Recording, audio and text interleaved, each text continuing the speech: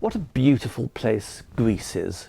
Today, after arriving in Porus and having lunch and a siesta, Freya Stark and I walked over the hills to see the remains of the old temple of Poseidon. Everywhere the air was astringent, almost disinfectant, with the smell of thyme, sage, rosemary. The autumn cyclamens were in flower.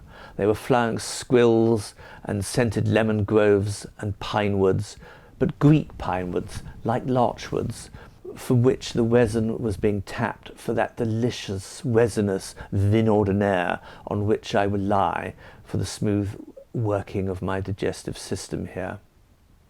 Except for a circular stone threshing floor, there was no sign of human life. It was enchanting. The air which, to me, makes Greece so infinitely more beautiful than Italy, those subtle colours, that touch of cloud and mist that carries the outline of the mountains and the seas out of clarity into mystery, into a kind of divine mystery. I was altogether carried away by it. But then today there was a sudden dramatic incident. There was a scream, a cloud of dust, a noise of centrifugal explosion, and looking back, I saw poor old Freya flying through the air like a domestic fowl, which has had its tail feathers nipped by a fox. Her elaborate headgear was in dissolution, her camera flying in one direction, her basket, I never understand why she needs to walk with a basket, flying in another. I picked her up and found that she had been stung in the back of the neck, quite unprovoked, she kept insisting, by a hornet.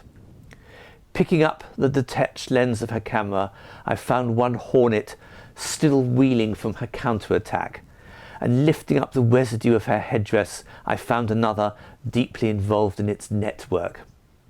Fortunately, after my encounter with the wasp's nest in Scotland, I knew exactly what to do, and fortunately, when this incident occurred, we were just at the end of the wild part of our walk and coming out onto a road.